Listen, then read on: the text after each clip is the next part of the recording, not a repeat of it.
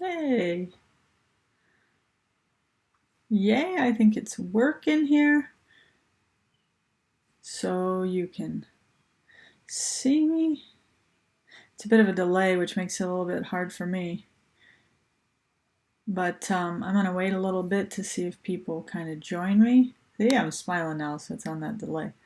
Anyway, so you can see me twice here. You can see the backdrop of my YouTube. I think that there's a way for me to start to see.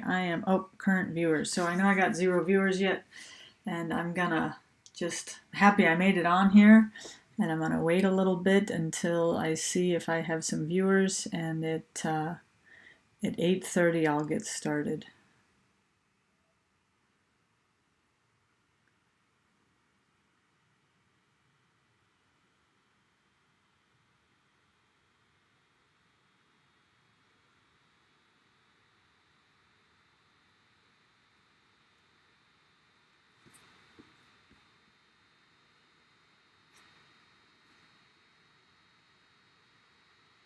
Hey, hello.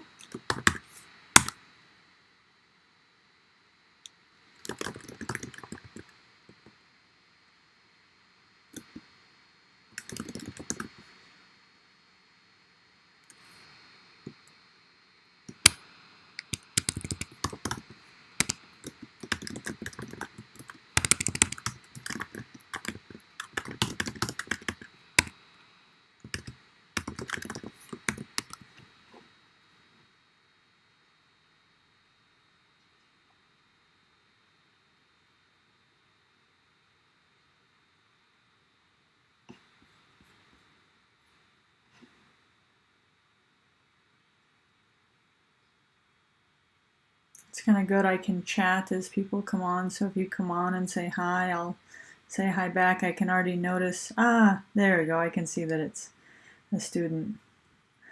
I gotta get you guys to put all your actual names on things, because I don't have to remember names and faces. And anyways, I got 1 student, and I'll wait just a little bit longer and start at 8:30. It's kind of cool. You can see that it gives me, as people join, how many people are here. So I got 1 and what time they came.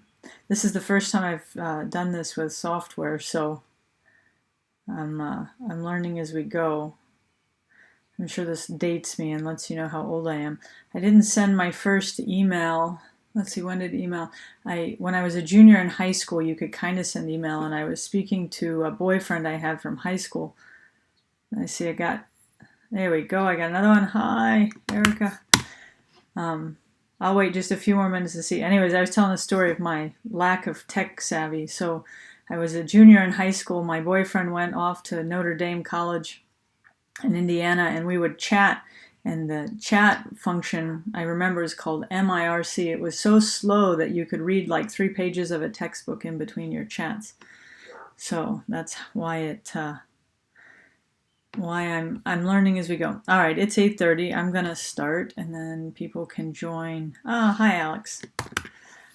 I have to say one more thing, because I knew Alex when he was a baby. I lived in Georgia when he was very little, and I'm so excited to have him as my student and his brother. So, all right, let's go to our course page. Here is our course page, what you see.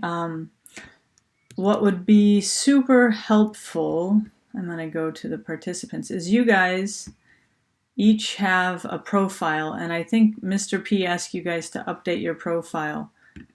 So in your profile, there's a place for you to upload a picture.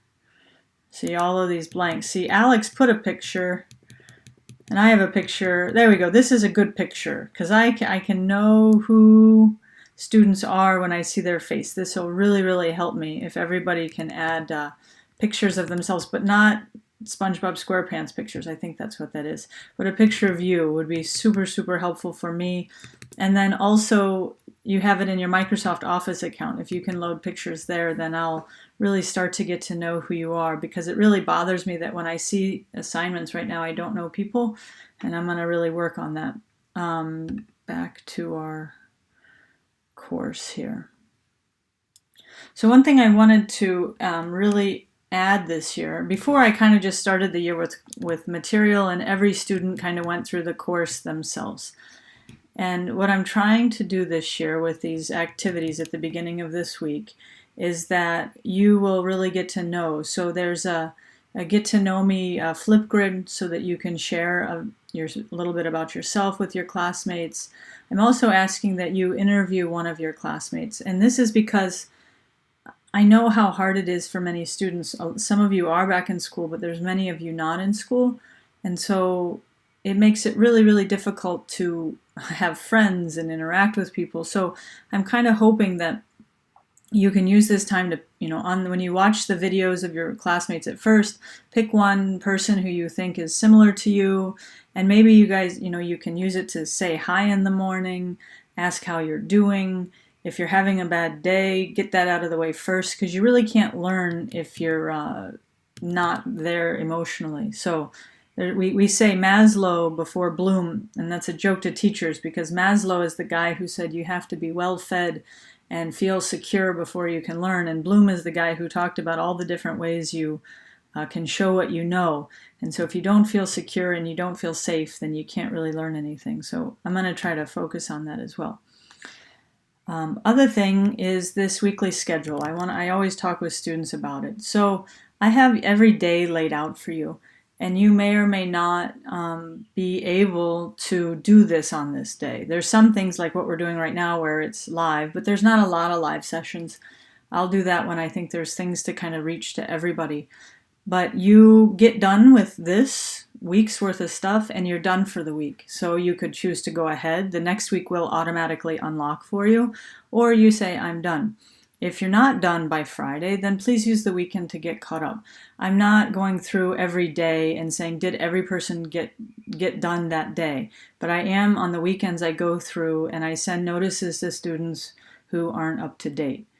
And just so you know, right now, I have to click back over here to see your chat. So I won't be watching your chat for a little bit. I'm going to keep going, and then at the end I'll come back and look at the chat. So that's on the schedule. Next thing I want to do is take just a little bit of time to go through one of these lessons with you. I think everybody's been okay with the fact that these pop up, right? So they're in pop-up. Sometimes if it doesn't pop up in your tabs like mine do, it pops up in the screen behind, and so you'll have to find it. So how I kind of laid this out is I'm always giving you your TSW. So that's, for most of you, if you've been in QSI for a long time, you know that that's what you have to be able to do. So here's what you have to be able to do. I often start with a little bit of a longer video. You can choose any of the videos that you think you should watch. This is one I always kind of recommend watching on this overview because it gives you the big picture of what you're going to be able to do. Often I use Crash Course, I use Khan Academy, but something to just give you the big picture information. I wouldn't necessarily take notes from this. I would be kind of focused on the big picture and seeing what's going on.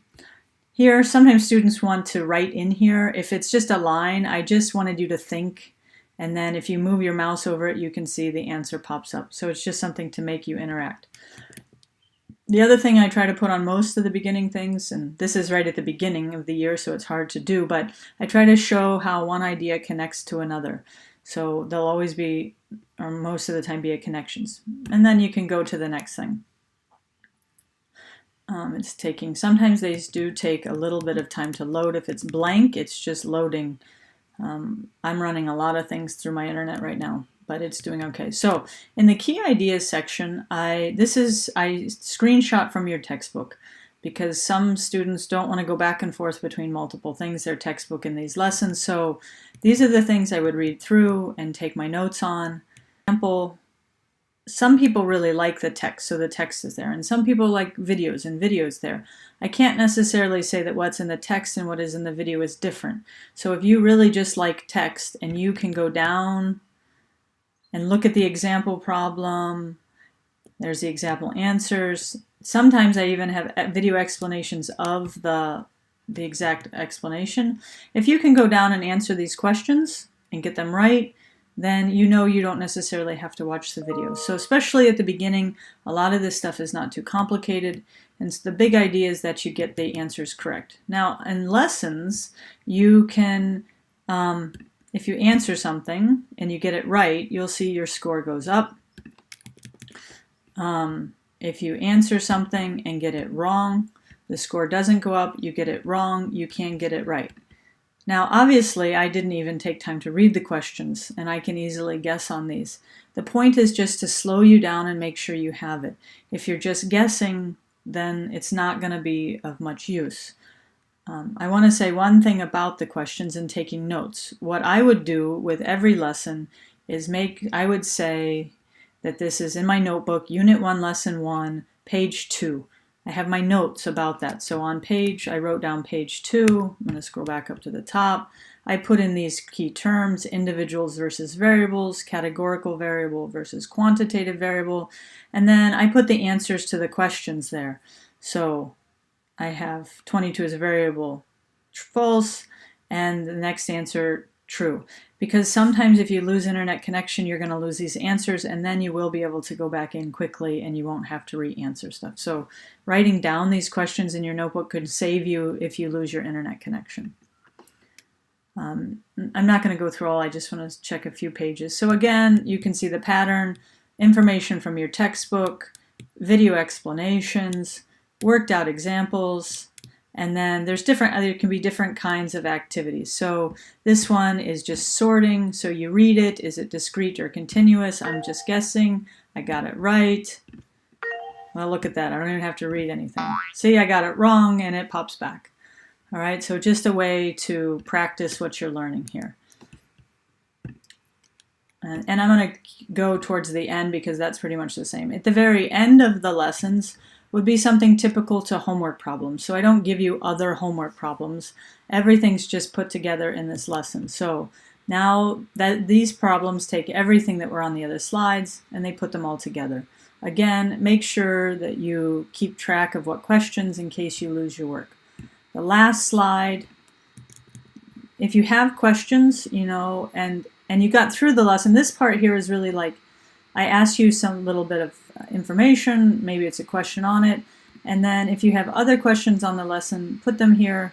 When you click finish, it's gonna save it, and then make sure you do this. This is your name, not mine. So if you type my name, I'm not gonna see that you did it. I'm just gonna see Emily. So if Luke is doing this lesson, Luke types in and clicks on email the score. This sends it to my email, and you get this screen, go back, and then you have to click finish. When you click finish, you get this screen, and that tells you you're absolutely done with the lesson. And I went through this a little bit before in the introduction video because we have problems with this every year. So that is a lesson. I'm going to look over here to see if there was anybody have any questions on that? I'm looking at the chat now. And I think I'm a bit delayed, so I'll wait to see if anybody has any questions on the lessons.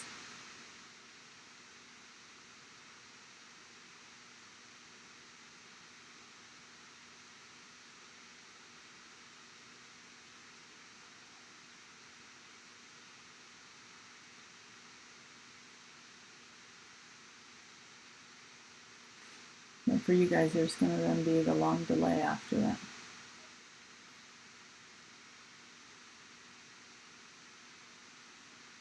All right, I'm going to keep going and I'll come back and look at questions. I don't want you to have to sit and wait for me too long here.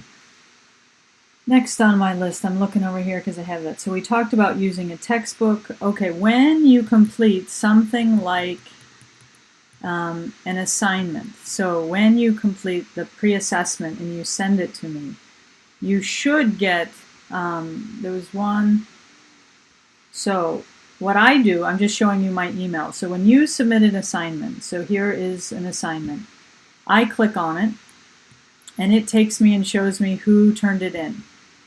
And then I turn it in. Don't worry, I'm not going to show how you did. What I do, I'm not going to open it. I can open it. Oops, I can check it. Okay, and then I can say, good job, nice place to start.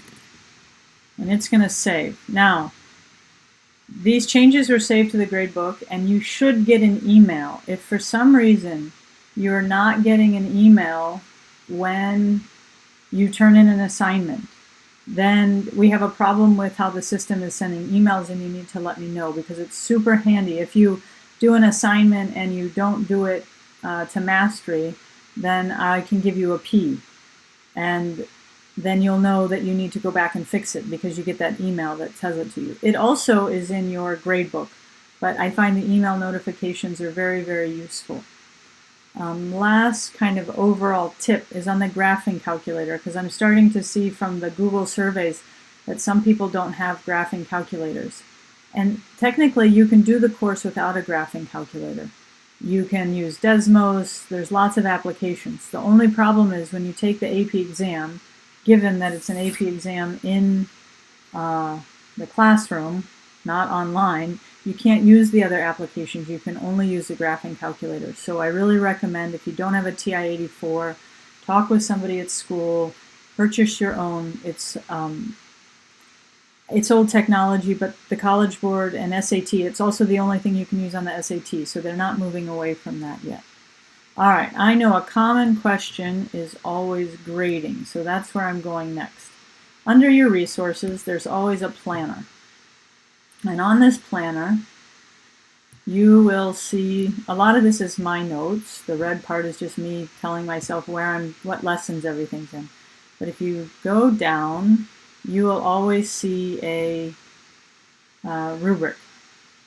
And I can see other people are already looking at it. This is good. So I wanted to bring up, I don't know how many of you have seen this, right? This is the old American system for GPA, and these were percentages. And so when I went to school, and maybe some of you went to school like this, your homework, your class participation, your test grades, everything went into a point system, and then you got a grade based on that percentage of the points you earned. Well, we don't do this. And I really don't like to grade you to think of any of your learning. So when you're doing those lessons or answered questions or doing the practice test or quizzes, it's not so much that that's being graded, but it's helping me see a progression to mastery. So like this B level here says, I can identify questions to be answered based on one variable data, identify variables in a data set, and classify types of data. Well, we just saw that that was in lesson 1. Does doing it in lesson 1 time mean you've mastered it? No. It means it's part of the progression towards mastery, so that once you learn something and then you put it together with all the other things you're supposed to learn, can you do it? And I mark here that on your unit assessment, multiple choice question 15 is my overall assessment for this one question, but you're also going to use it when you do other things in the class. So what you can see for your grade is that I'll have some A-level assignments to hit this A-level criteria. Okay, and it's clearly marked that it's on your survey project, and that the B-level is being marked with these questions. So I hope it's really clear. You can look at the beginning of the unit how you're going to be graded. For upgrades, I do want to say this, because this is an AP class, I really don't want to do upgrades where it slows you down. So most of the time, if, let's say sometimes students end up doing the projects later in the year, say after the AP test, which can work, but I'd like you to get all the content in to make sure you do well on the AP test. And if we need to upgrade, I try to use practice AP exams. I try to use the AP test preparation as a way to upgrade so that it doesn't slow you down. So I hope that that was helpful in terms of your grading. Last website we need to visit this is towards the top. You need to have, and I'm pretty sure most of you do, your own College Board login. So this is something that you have. When I log in, it's going to take me to my teacher page, so it's not going to look like yours. I don't have a student account. I have a teacher account, obviously. But when I can actually see if anybody's done this. I haven't checked here yet. So here's my AP classroom. Here's my AP statistics classroom. I'm sorry if the fan on my computer is so loud and it's working very hard. So what we use this website for is I use it for progress checks. All right. And I use it for your unit assessments. So the progress checks are something I have to use.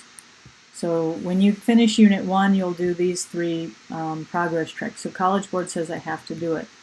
And then I'm trying to see if I can see if any of you signed up here yet. But it doesn't.